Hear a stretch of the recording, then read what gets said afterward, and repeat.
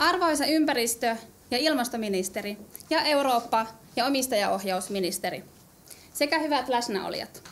Minulla on kunnia luovuttaa teille Puhtaanmeren puolesta ry:n ja Suomen luonnollisen liiton Kaakkois-Kymen yhdistyksen luoma kansalaisadressi Itämeri ei ole akkuteollisuuden kaatopaikka. Tämä adressi luotiin, kun akkumateriaalitehdas Suomen rannalla Haminassa sai ympäristöluvan, joka mahdollistaa sijoittaa Itämereen yli 99% tuotannon jätteistä.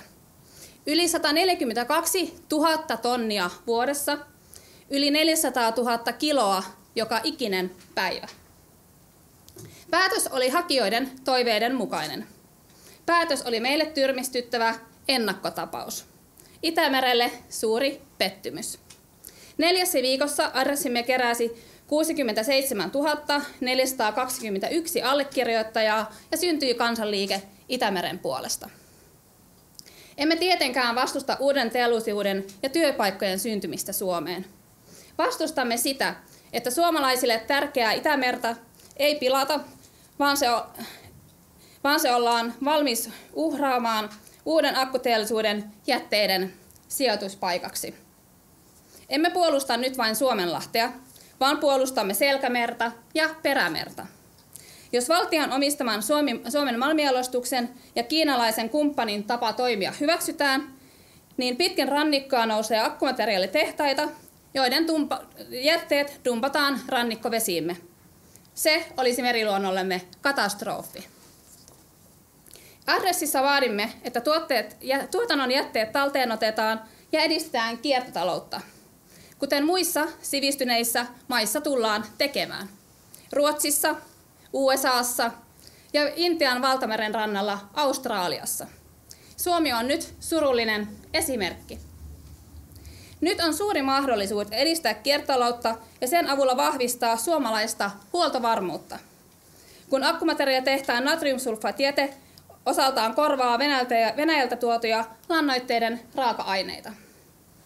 Eilen alkoi Ruotsissa kaliumsulfaattilannoitteen valmistus paikallisen akkumateriaalitehtaan jätteistä. Otetaan yritysvastuullisuudesta mallia muista. Akkuteollisuuden ajama ja avin luvittama tapa toimia on hyvin lyhytnäköistä ja se ei nauti suomalaisten luottamusta. Tämä adressi on toimitettu myös Vaasan hallinto-oikeuteen osana ympäristöluvasta tekemäämme valitusta. Hyvät ministerit, vetoamme teihin, että toimitte sen eteen, että maamme toteuttaa aidosti vastuullista vihreää siirtymää, joka ei heikennä vesistöjen tilaa ja kaupallisesti hyödynnettäviä raaka-aineita ei dumpata pilaamaan Itämerta. Suomessa on tehty tuloksellista vesiensuojelutyötä ja Suomenlahden tilakin on parantunut sitten 70-luvun. Kuka haluaa palata menneisyyteen? Haluaako joku? Me emme omista luontoa, se on meillä lainassa. Kiitos ja Noora, sä jatkat. Kiitos. Mä jatkan tuomalla teille 67 000 suomalaisen terveiset. Mä edustan heitä jokaista tänään tässä. Tämä on ennätyksellinen määrä nimiä adressissa, joka käsittelee ympäristöaihetta. Mä tein päivälleen kuukausi sitten sellaisen 35 sekunnin mittaisen videon someen, Insta-riiliksi kutsutun pienen videon, johon mä kiteytin tämän hienon ja tärkeän adressin sisällön. Sitä on katsottu yli 1 miljoona kertaa. Ja mä kerron teille nyt vähän statistiikkaa siksi, että tämä kertoo siitä, kuinka tärkeä Itämeri on suomalaisille. Mä oon ollut 19 vuotta toimittaja ja ei yhtäkään TV-dokkaria, kirjaa, somesisältöä, artikkelia, mitä mä oon tehnyt ikinä, on kulutettu näin paljon kuin tätä. Mä kävin vertailemassa 1 miljoonan katselun videosisältöjä somessa. Ei ole Ylellä, ei Hesarilla, ei Maikkarilla, ei Maria Veitolalla, ei Nata Salmelalla, ei edes Kääriällä. Joten se, että yli 1 miljoona kertaa suomalaiset on katsonut tämän sisällön, on poikkeuksellista. Tämän adressin suosio kertoo siitä, kuinka tärkeä Itämeri suomalaisille on. Sen pitäisi olla sitä myös poliitikoille. Kiinalaiset eivät ehkä Itämerta kummoisena vesialueena pidä.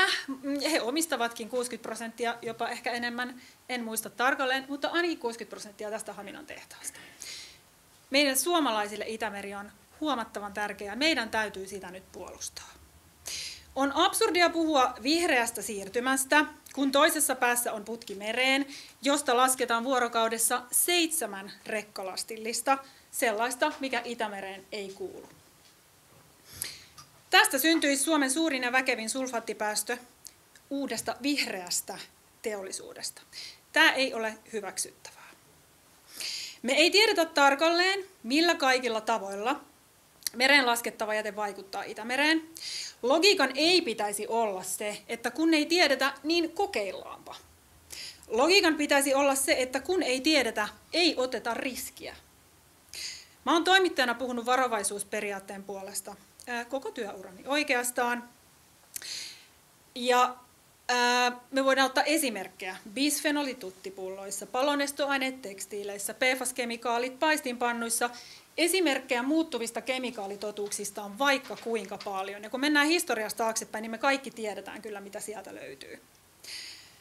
Nyt tarvitaan varovaisuusperiaatetta Itämeren puolesta. Jos me aletaan laskea 7 rekkalastillista sellaista, mikä sinne ei kuulu, vuorokaudessa siis tämä määrä, ja kun ei vielä ole pystytty todistamaan, että mitä kaikkea siitä seuraa, niin mitä sinä päivänä, kun me huomataan, että hups, pieleen meni. Tehtyä ei tekemättömäksi saa ja me ei voida peruuttaa. Itämereen ei tule laskea sellaista, mikä sinne ei kuulu. Terveisin 67 000 suomalaista meidän lisäksi. Ja nyt meillä olisi tässä adressit annettavana eteenpäin plus 1200 sivua suomalaisten kommentteja. Kyllä. Ja ministerit, pyydämme teidät tänne. Tässä on ensimmäinen osa allekirjoituksia, olkaa hyvät. Kiitoksia. Ja tässä on vähän lisämateriaalia sitten siihen kylkeen. Siinä on toinen nippu allekirjoituksia ja sitten ne 1200 sivua kommentteja. Kiitoksia, kun pääsitte tänne paikalle tänään. Kiitos paljon. Kiitos. Joo, voidaan ottaa. No niin, kiitoksia. Ensinnäkin aina ilo nähdä aktiivisia kansalaisia vaikuttamassa yhteisiin asioihin. Se on tärkeää. Teolliset investoinnit harvoin on täysin mustavalkoisia kysymyksiä, ja ainoa aika mustavalkoinen asia tässä tapauksessa on se, että meillä on tietysti vallan kolmijakooppi, jonka nojalla itsenäinen viranomainen on oman lupaharkintansa tehnyt tämän kyseisen hankkeen osalta, ja nyt sitten tuomioistuimet tarkastelevat viranomaisen lupaharkintaa ja tekee tietysti lopulliset päätökset ja punnitsee lainsäädännön mukaisesti sitten sitä, että onko syntymässä sellaista haittaa, joka hankkeen osalta tulisi tulkita hankkeen estäväksi vaiko ei. Ja tietysti meidän tehtävänä on miettiä lainsäädännön tasolla sitä, että mitä edellytyksiä tuleviin investointeihin kirjataan sille, että minkälaiset päästöt on mahdollisia, ja nämähän on aina haastavia punnintoja, ei myöskään vähiten tutkimuksen näkökulmasta, että tässä kysymyksessä käytännössä 2 elementtiä on sulfaatti ja sitten on ravinnepäästöt. Ravinnepäästöjen osalta tietysti osataan paremmin suhteuttaa, että mikä on mittakaava suhteessa Suomenlahden muihin toimintoihin. Se ei ole massiivinen, mutta jokainen tietysti päästö aina on vakavasti otettava, ja sitten siinä voi olla kompensaatiomahdollisuuksia alueellisesti saada ravinnetasapaino hankkeen kautta, ettei tule nettona enempää ravinteita. Sitten on sulfaattikysymys, jossa varmasti myöskin tulevina vuosina mietitään, että mikä on sulfaatin rooli murtovesissä. Onko se sellainen, joka aiheuttaa minkä kokoisina pitoisuuksina niin paljon haittaa, että sitä ei voida hyväksyä. Ja sitten on ehkä se myönteinen ja varmaan odotuksia luova puoli, että niin kuin tässä adressin keräjät kuvaskin, niin ihminen saattaa olla usein lyhytnäköinen, mutta ihminen on aika kekseliäs, jolloin usein syntyy sitten tapoja, jolloin voidaan hyödyntää erilaisia sivuvirtoja ja jätteeksikin lueteltuja sivuvirtoja. Tässä tapauksessa myöskin sitten voi syntyä tekniikkaa, jolla pystytään yhdistämään nämä tavoitteet niin, että myöskin siitä haitallista aineesta tehdään jotain muuta kuin luontoon päätyy. Mutta nämä on nyt, korostan tietysti tulevaisuuteen katsovia asioita, joita energia- ja ympäristöasioista vastaavana ministerinä päivittäin tarkastelemme tietysti eri lainsäädäntökehikoissa ja EU-lainsäädäntöä harkittaessa, mutta tämän tapauksen osalta oikeusvaltiota puolustaakseni, niin myöskin totean, että selvää on se, että nyt asia on tämän investoinnin osalta tuomioistuinten käsissä, kun lupaviranomainen oma harkintansa tehnyt ja päätynyt siihen, että päästöt ei ole niin merkittävät, että lupa evättäisi, mutta että nyt tuomioistuimet sitten asianmukaisesti tietysti tarkastelee tämän asian uudelleen ja päättää sitten lopullisesti, että miten tältä osin edetään. Mutta kiitoksia teille, arvostan kansalaisaktiivisuutta ja asia on sinänsä ollut meillä toki tutkassa muutenkin, mutta että mielellään jatkamme vuoropuhelua kyllä sitten näistä tulevaisuuden teollisuuden ratkaisumahdollisuuksista. Joo, kiitos myös omasta puolestani siitä, että olette täällä tänään, olette järjestäneet tämän tilaisuuden ja osoittaneet aktiivisuutta niin kuin tärkeän asian äärellä. Siis Itämeri on suomalaisille tärkeä, meille tärkeä. Hallitusohjelmassa on monia toimia, joilla pyritään Itämeren tilaa parantamaan. Tässä on nyt kyse teollinen investointi, jossa on ollut lupaprosessi, tietyt kriteerit ja viranomainen on tässä vaiheessa todennut, että se täyttää nämä. Nyt ollaan oikeusprosessissa ja katsotaan, mihin päädytään. Itse vastaan omistajaohjauksesta. Olemme käyneet yhtiön kanssa toistuvia dialogeja tästä haasteesta. Tämä haaste tunnistettiin. Ollaan edellytetty, että löydetään kestävä ratkaisu tähän asiaan.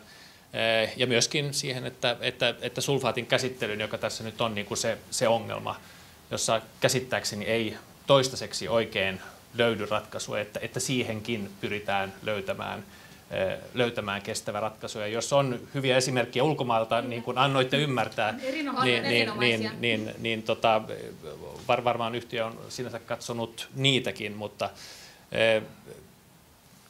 tässä vaiheessa olemme tänään. Uskon, että sinänsä huoli on jaettu ja katsotaan nyt, että mitä viranomaiset on todennut, mitä tuomioistuin sanoo ja sen pohjalta etenemme. Mutta edellytämme tietenkin, että kaikki määräykset täyttyvät tässäkin hankkeessa. Kiitoksia paljon ja mielellämme jatkamme tietysti dialogia teidän kanssa ja keskustelemme näistä asioista. Ja todella maailmalta löytyy useita hyviä esimerkkejä. Ruotsista juuri käynnistyy kaaliumsulfaattilannoitetehdas eilen ja siellä hyödynnetään natriumsulfaattia lannoitteen raaka-aineeksi. Joo, arvoisat ministerit, olen Jere Riikonen, yksi allekirjoittajista ja mukana olin myös noissa hallitusohjelman neuvotteluissa ja ammatiltani merianalyytikko. Tietysti meillä on tässä haasteita ja tämä Haminan akkutehdas saa päästää meren jätevedessä pistekuormituksen aikamoisen ammoniakkiravinnemäärän pienen kaupungin verran ja sulfaattisuoloja noin 200 kertaa verrattuna siihen, mitä merivedessä on. Sellainen asia, että raakaöljykin on täysin luonnollinen aine, mutta kun sitä yhtäkkiä on meriympäristössä liikaa, niin seuraukset on katastrofaaliset. Samoin uhkaa käydä näiden jätevesien ja näiden suolojen päästöjen kanssa. Olemme sallimassa käsittämättömän suuria jätevesipäästöjä verrattain matalaan veteen, jossa virtaukset ovat riittämättömät ja vaikutukset ovat edelleen tutkimuksellisesti mallintamatta ja kokeellisesti tutkimatta. Olisi täysin mahdollista järjestää tutkimuskoeolosuhteita, jossa otetaan kyseisiltä alueilta pohjasedimenttejä sekä vettä ja kokeellisesti testata, että miten lupahakemuksen kaltaiset jätevedet vaikuttavat meriekosysteemiin.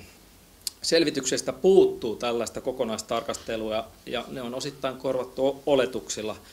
Uhkanahan on hapen, suolan ja ravinteiden kierron häiriintymistä, jossa jopa vanhat fosforit alkavat vapautumaan meren pohjasta hapen vajauksen vuoksi. Lisäksi ongelma on tulevaisuudessa laajeneva siinäkin suhteessa, että tuotanto todennäköisesti tulee kasvamaan ja laajenemaan ja sitä myöten päästöt lisääntyy. Kysymys, olisiko mahdollista, että ministerit tai ympäristöministeri pyytäisi asiasta kokonaisvaltaisen puolueettoman selvityksen tutkimuslaitoksilta, jotta ei jäätäisi erilaisten oletusten varaa. Itämeri on meille kaikille todella tärkeä ja tietoa puuttuu. Lisäksi haluaisin haastaa ministereitä katsomaan meriasioita laajemmin. Meillä on tarve hyödyntää Itämerta, merialueita enemmänkin, ja juuri siksi tarvitsisimme Suomen meriasioihin keskittyneen tiedepaneelin, eli Itämeri-paneelin, joka pystyisi reagoimaan näihin merellisiin kysymyksiin asiantuntevasti poliittis-, taloudellis-, tieteellisistä näkökulmista. tässäkin olisi ehkä tarvittu tämmöistä paneelia, että oltaisiin saatu vähän taustatietoa ja niin poispäin paljon paremmin päätöksen tueksi. Kiitoksia. Tämän kyseisen lupahakemuksen osalta, jonka viranomainen nyt on ratkaissut ja joka on tuomioistuimessa, niin tietysti me luotamme siihen, että tuomioistuinlaitos on se riippumaton ratkaisija ja hankkii tietysti tarvittavat selvitykset eri vaiheissaan. Ja tässä kohtaa täytyy olla tarkkana, että me ruvetaan niin kuin poliitikkoina tuomioistuinta neuvomaan asiassa. Mitä tulee sitten laajemmin, niin kuten sanottu, niin tietysti alan käytänteiden kehittämistä on syytä tehdä yhdessä. Ja tämä on ala varmasti, jolle tarvetta fossiileista eroon pääsemiseksi on, kun ajatellaan koko akkuarvoketjun kehittymistä, ja Suomi voi olla siinä osa ratkaisua, kunhan alan käytännöt kehittyy, niin ne on kehittynyt kaikilla muillakin teollisuudenaloilla, kuten vaikka metsäteollisuudessa vesien käsittelyyn liittyen viimeisen 50 vuoden aikana hurjasti. Ja mitä tulee sitten tähän Itämeri-paneeliin tai meriasioiden kokonaisvaltaisempaan tarkasteluun, niin tämä on mielenkiintoinen ajatus ja otan kopin sen harkitsemisesta kyllä. Meillähän se suuri ongelma meidän jokapäiväisen merien tilan osalta on erityisesti ravinnepäästöt mereen, ja sen osalta hallituksella on käynnissä erityinen saaristomeriohjelma, ja sen osalta lähdössä käyntiin nyt tänä keväänä tämmöisiä valuma-aluekohtaisia tulostavoitteellisia pilottialueita, joissa siihen tartutaan, ja jos tuntuu siltä, että eri alojen asiantuntijat ei kohtaa riittävän hedelmällisesti nykyisillä foorumeilla, joita toki jonkun verran on, niin olen aina valmis siihen, että fasilitoidaan tämmöistä asiantuntijoiden keskustelua yhteisen Itämeremme hyväksi. Kiitos. Arvoisat ministerit, arvoisat Itämeren ystävät, että 3 pointtia. Tässä tämä harvinaisen iso yhteistyö järjestöjen välillä. Siitä on nyt 2 valitusta tehty ja ennätysmääräinen adressi, niin se osoittaa, että ihmisillä on todellinen huoli Itämeren puolesta. Ja se on tiedossa, että Itämeressä on paljon ravinteita ja niitä ei kukaan saisi sinne laittaa lisää tilanteessa, missä ilmastonmuutos vielä pahentaa rehevöitymistä. Ja tosiaan tässä meidän ajatuksemme, että vihreää siirtymää tarvitaan, akkuja tarvitaan, mutta yhtä ympäristöongelmaa ei voida ratkaista pahentamalla toista. Eli ilmastokriisiä ei voi ratkaista pahentamalla vesien tilaa tai luontokatoa. Onneksi tähän on hyviä ratkaisuja, kuten esimerkiksi ottaa ne ravinteet pois siitä vedestä ennen kuin ne pääsevät Itämereen. Ja tänään on uutisoitu, että valtiohan on investoinut tällaisen selvitykseen, tällaisen ravinteita kaappaavan tehtaan tekemiseen, ja se on ilman muuta paras käytäntö, ja se pitäisi ottaa käyttöön. Mielestämme se olisi pitänyt ottaa huomioon jo siinä lupaehtoja säädettäessä, mutta valtiolla on nyt myös keinoja asiaa omistajaohjauksen kautta edistää. Kiitos. Ministeri Mykkänen, viime kesänä Suomi-areenassa te sanoitte MTV-uutisten haastattelussa, jota on lainaus, Suomi tarvitsee akkuja, mutta se pitää tehdä puhtaalla tavalla. Ja sitten mun kysymys, täyttääkö akkutehtaan ympäristölupa mielestänne tämän tehtävän? En voi lähteä ministeriönä neuvomaan tuomioistuinta sen tulkinnan osalta, että miten tämä suhteessa lainsäädäntöön täyttyy. Viranomainen on tehnyt sen tulkinnan, että nämä vaikutukset ei ole sen mittaisia, että lupaehdot estäisivät hankkeen toteuttamisen. Tuomioistuin harkitsee. Får jag fråga Andreas Sahlqvist, om jag förstår ditt tal rätt så menar du att statens representant i det här bolaget Sengren tycker att man borde ha gjort mera än vad det här miljötillståndet var? Det sa jag inte. Jag sa att det har förts en diskussion inom bolaget. Man har känt igen vilka saker som är svåra. Man har försökt hitta lösningar. Det har förts en diskussion inom styrelsen och vi har också förutsatt att man försöker hitta lösningar på den här sulfatfrågan. I dagens läge så är min uppfattning den att det här är det som är möjligt idag, men att i ett längre perspektiv borde man hitta bättre lösningar. Ympäristöministerille Ville Miettinen Kuntalehdestä. Mitä te ajattelette ympäristöministerinä siitä, että tässä nyt tavallaan Haminan kohdalla ikään kuin kokeillaan, että mitä siellä tapahtuu? Ajattelen niin kuin sanoin alkupuheenvuorossa, että tämä ei ole suinkaan mustavalkoinen kysymys, miten teollisuuden puhdasta siirtymää tehdään, ja väistämättä joudutaan yhteensovittamaan asioita, niin kuin maankäytössä sinänsä aina. Ja nyt siinä on lupaviranomainen oman tulkintansa plussien ja miinusten välillä suhteessa lainsäädännön määräyksiin tehnyt, ja nyt sitten tuomioistuin joutuu tätä vaikeaa punnintaa sitten seuraavaksi tekemään. Se, mikä on minusta selvää ja myös tarpeellista, on, että niin kuin kaikissa jalostavan teollisuuden sektoreissa, niin koko ajan ala kehittyy ja löydetään ja täytyy löytää uusia käytäntöjä, joilla sitten minimoidaan vaikutuksia. Mutta mä en väitä olevani niin syvä meribiologian osaaja, että lähtisin nyt tulkitsemaan esimerkiksi näiden sulfaatti- tai ravinnepäästömäärien merkitystä sille vesialueelle. Sen tekee viranomaiset ja nyt sitten tuomioistuin sitä tarkastelee. Mutta kiitos, ja mä joudun samalla omalta puolelta pahoittelemaan, että meillä on tosiaan tuo eduskunnan täysistunto alkaa, joudumme sinne rientämään tuossa, saamme vähän happea, tai sykettä ylös, että ehdimme täysistuntosaliin. Mutta kiitos kovasti edelleen aktiivisuudesta ja kiitos. Kiitos. Lukemista myös. Täydennän edellistä, että mitään uusia ratkaisuja ei tarvitse keksiä. Alltså man behöver inte hitta på någonting på nytt, det finns redan. Man behöver bara göra det som alla andra gör. Eli tarvii vaan kiteyttää se jäte ja tehdä siitä uusia tuotteita, joita voidaan käyttää hyödyksi, joka vähentää myös meidän riippuvuutta Venäjästä. Pelkästään hyviä ratkaisuja on tarjolla. Natriumsulfaattimarkkinat on suuret. Tällä hetkellä noin 70% louhitaan, joten niin kuin, miksi ei käyttää jätevirtaa, sivuvirtaa, kun louhia niin neitseellistä raaka-ainetta. Ja ministerit eivät ole selvästikään tietoisia näistä ratkaisuista, mitä on olemassa, mutta tosissaan Australiassa Ausvolt, Ruotsissa Northvolt, USAssa Asken Elements, 3 prekursorimateriaalitehdasta, niin he kaikki kiteyttää sen natriumsulfaatin, ne on suunniteltu siten, ja sitten sitä valmistetaan sitä kaaliumsulfaattilannotetta, että niin kun me ei ole löydetty siis yhtään, Itämeren ympärisvaltiossa ei ole ainuttakaan esimerkkiä, joka toimisi nyt samalla tavalla kuin Suomessa halutaan toimia. Ei ole löytynyt Jenkeistäkään ja eikä ole löytynyt Australiastakaan, että odotan, että missä tämmöinen laimennussekoitusprosessi on käynnissä. Se ei meille ole vielä selvinnyt. Plus, että tähän voi ehkä vielä lisätä sen, että Business Finland on jo 15 miljoonaa luvannut tälle tehtaalle siihen, että tämä esimerkiksi kiteytys voidaan tehdä. Kyllä. Lisää tuosta tiedotteistahan löytyy tarkennuksia ja niin kuin olemme sanoneet, niin valitus Vaasan hallinto-oikeudelle lähti eilen, tänään liitteineen ja tämä adressi on siellä liitteinä. Ja voi sanoa, että kyllähän nyt tässä nopeassa vihreässä siirtymässä näitä nopeita kiihdytyskaistaa, kun käytetään tai halutaan käyttää, niin siinä nyt sitten näkyy selvästi puutteet siinä ympäristövaikutusten arviointiprosessissa kokonaisuudessaan. Pelkästään jo sen ympäristön osallistujien kuulemiset on vajavaisia.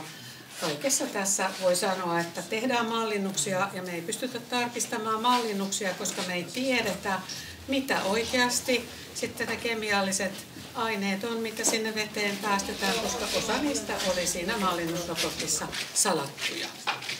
Et se tietysti on sitten ympäristöviranomaisten ELYn ja AVin asia arvioida, miten ne mallinnukset on tehty ja onko ne laskettu oikein. Ja nyt tietysti sitten niitä on haastettu ja sitten seuraavassa vaiheessa hallinto-oikeus miettii ja kysyy varmaan sitten apua asiantuntijoilta niistä mallinnuksista. Ja mallinnuksista tiedetään jo, että ne eivät ole luotettavia.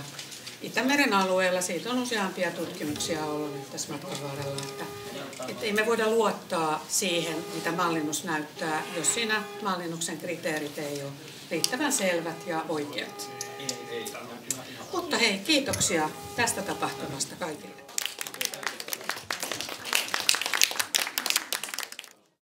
Tässä on kansalaisten palaute. Heidän ajatukset. Pitäisikö me ottaa muutama ote? No, luepa sieltä jotain. Otetaan täältä. Niin. Älkää tuhotko meidän Itämerta. Miten voidaan vuonna 2024 tehdä tällaisia ympäristölle haitallisia päätöksiä? Pyydän päättäjiltä sivistystä ympäristöasioissa. Lopettakaa huijareihin uskominen. Maabrändi on tärkeää vienille. Sen rakentaminen kestää vuosikymmeniä kautta satoja. Tuhoaminen onnistuu tunteina. Vaihdetaan sivua. Ota siitä. Otetaan täältä. Ei käy. Mitä vihreää siirtymää tämä muka on? Uskomaton uutinen. Ei jätteitä Itämereen. Vi måste göra allt för att skydda Finska viken och hela Östersjön. järki käteen. Tiukemmat rajat päästöille, jos lupa myönnetään. Tuossa on kirosanoja, hypätään ne. Nyt jumalauta järki käteen. Tehkää hyvää duunia. Itämeri ei ole akkuteollisuuden kaatopaikka. Voidaanko miettiä elämää täällä maan päällä vähän pidemmällä tähtäimellä? Itämeri ei ole roskalava. Pidetään Suomi saasteettomana. Kyllä vaan vihreää toimintaa. Arvatahan sen jokainen saattoi, että ei tässä mitään järkeä oikeasti ole. Rikkaat tässä vaan rikastuu ja sehän on vain aina verottajan silmään hyvä hommeli se. Valot päälle. Laillistettu ympäristörikos. Siinä. Ollaan kuitenkaan silmät kiinni. Niin. Se missä kaikilla auki. Nostetaan näitä.